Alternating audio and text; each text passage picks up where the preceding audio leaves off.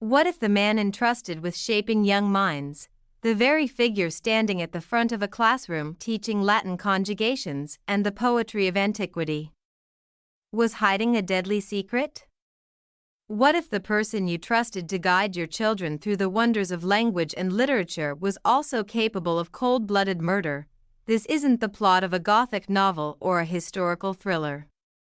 This is a true story. A tale that rippled through the quiet villages and bustling courtrooms of 18th-century England. It's the chilling account of Eugene Aram, a man who wore the robes of respectability, who held the esteem of intellectual circles, who could quote ancient texts with ease. And yet, beneath that polished exterior, lay the heart of a killer. His was a crime that rattled not just because of its brutality, but because of the contradiction it presented. How could such intellect, such refinement, be coupled with such darkness? When the truth came out, the public didn't just feel shock, they felt betrayal. This was not a back-alley thief or a desperate vagrant. This was a schoolmaster, a scholar. And his crime would haunt the pages of history for centuries to come. In the year 1758, a shocking revelation emerged from the heart of England, one that would forever bind the quiet world of academic scholarship to the dark shadows of murder. This was not a simple tale of greed or impulse. It was something far more unsettling, the intersection of brilliance and brutality, of a cultivated mind and a concealed crime. The victim? Daniel Clarke, a merchant whose ambition may have cost him his life. The killer? Eugene Aram, a man revered not for violence, but for his vast intellect, his command of language, and his deep studies in philology, the structure and history of words themselves. In an ironic twist of fate, a man who dedicated his life to dissecting language would later stand trial, his fate determined not by evidence alone, but by the very words he used to defend himself. Today, we peel back the layers of this chilling case, the murder of Daniel Clarke by a man many considered above suspicion. We'll explore how knowledge became a blade, and how, even when wielded with elegance and precision, it could not erase the blood spilled in silence. Because sometimes, even the most articulate soul cannot outtalk justice, Eugene Aram defied every stereotype of the criminal mind. He wasn't a man clawing his way out of poverty, nor was he known for violence or vice. Quite the opposite. Aram was a man of letters, a linguistic savant, largely self-educated, who had mastered languages most people couldn't even pronounce. Latin flowed from his pen with elegance. He read Hebrew as fluently as English. Greek philosophy? He didn't just study it, he lived it. Among his peers, Aram was admired, even respected. In a society where education was a privilege of the few, he had clawed his way into intellectual circles through sheer brilliance and discipline. But beneath this polished exterior lay a chilling truth, one he managed to bury for over a decade. The murder of Daniel Clarke, his friend, his associate. His victim, Clarke, was no common man either. A merchant of ambition and some means, he had dreams of expanding his fortune and perhaps his influence. He was outgoing, well-liked, and, as it turns out, tragically trusting. In 1745, Daniel Clarke vanished without a trace. At the time, his disappearance raised little alarm. No foul play was suspected. Aram himself carried on with life, his hands ink-stained from scholarship, not from blood, or so it seemed. Years passed. The world moved on. But truth, like bones, has a way of resurfacing. This case is not just another entry in the annals of murder. It's a deep psychological puzzle. A story of how betrayal can wear the face of a friend, how intellect can be wielded like a dagger, and how society grapples with the uncomfortable question, what happens when the learned turn lethal? Even in modern times, Eugene Aram's story stirs reflection on justice, on privilege, and on the limits of how well we ever truly know someone. Because the most terrifying monsters don't always look like monsters at all. Let me ask you something that still sparks debate even today. Should intelligence and education influence how we judge a criminal? Does a murderer who can fluently quote Shakespeare deserve more leniency? Or does that make the crime even more chilling? Think about it. Is it more terrifying when the killer isn't a shadowy figure in the dark, but a well-spoken gentleman who lectures on morality by day and hides a body by night? Backhand index pointing down. I want to hear from you. Drop your thoughts in the comments. I'm reading every single one. Seriously, and if this twisted blend of history, mystery, and murder speaks to your soul, if you crave stories where the truth is stranger than fiction, then don't just sit on it. Hit that like button and subscribe. Because what's coming next? It only gets darker, deeper, and even more unforgettable. The year was 1745, and in the quiet towns of England, life moved at a gentle pace, on the surface, at least. Beneath that calm, however, dark undercurrents swirled. Among a small circle of acquaintances was Daniel Clarke, a merchant whose charm and ambition earned him both friends and business partners. One of those friends was Eugene Aram, the scholarly, soft-spoken intellectual. Another was Richard Houseman, a man of rougher edges and questionable character. The three were more than just casual acquaintances.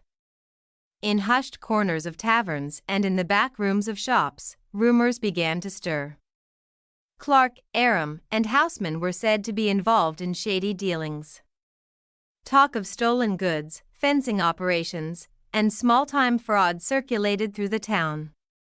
No one had hard evidence, of course, but the whispers lingered, like smoke without fire. Then, Clarke disappeared, just like that. No goodbyes, no note, no trace. At first, people assumed he'd run off. Perhaps a deal had gone south, or maybe he owed the wrong people money.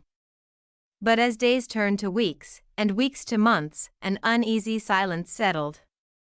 Whispers turned into suspicions, but with no body, no blood, no scene, there was no case. And what of Eugene Aram? He slipped quietly away from the scene, packed his things and left town.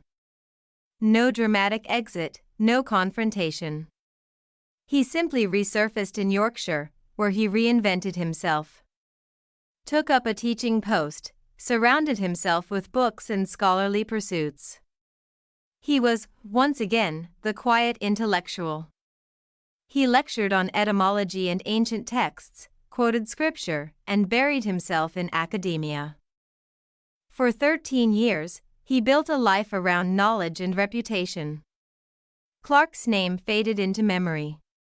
It was as if the man had never existed, but secrets have a habit of refusing to stay buried. In 1758, over a decade later, in the rocky outskirts near Knaresborough, a grisly discovery was made. A group of laborers, working near St. Robert's Cave, stumbled upon a human skeleton, partially buried and shockingly well preserved for its age. The site, once known for spiritual retreat and solitude, had just become the scene of a forgotten murder. News of the bones spread quickly. Questions surfaced: who was the victim? How long had they been there? And most importantly, who put them there? The silence of the past 13 years was about to be shattered. As the skeleton lay under scrutiny, investigators began sifting through the past, revisiting old acquaintances, rumors, and names long forgotten by the law but not by time. One name kept rising to the surface: Richard Houseman, the third man in that long-forgotten trio. Houseman, when questioned by authorities, initially dodged and danced around the truth. But the pressure mounted. Perhaps it was the fear of being implicated himself. Or perhaps it was guilt, long buried like the body in the cave. But eventually, he cracked. And when he did, he spoke a name with chilling certainty: Eugene Aram. The idea stunned the public. Eugene Aram? The schoolmaster? The scholar? The man known for his lectures on ancient languages and moral philosophy? But the accusation was now public. The wheels of justice began to turn. Aram was swiftly arrested and brought back from his quiet life to face a past he'd hoped was forgotten. His response?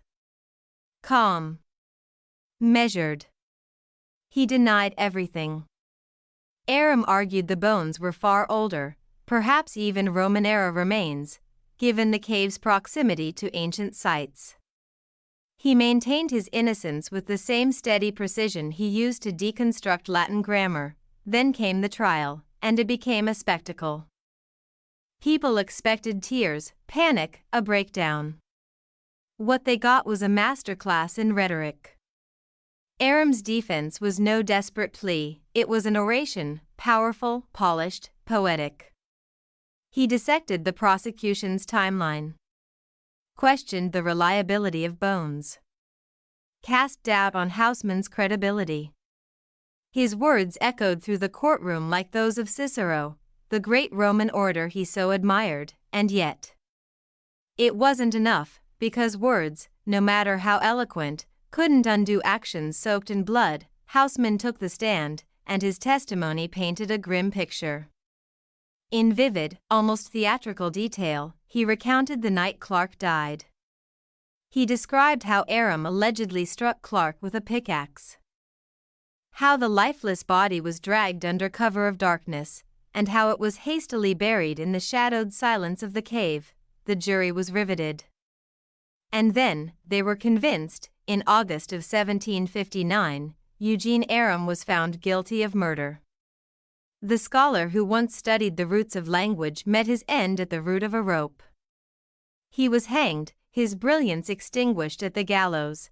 But even in the shadow of death, Aram couldn't resist one final act of intellectual defiance.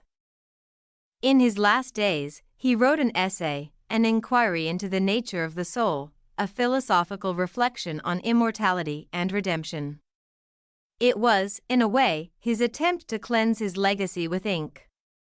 To be remembered not just as a murderer, but as a man of thought, a mind wrestling with eternity. So, who was Eugene Aram, really, a man of letters, or a man of lies? Was he a scholar who strayed once, or a calculating killer who wore the mask of virtue?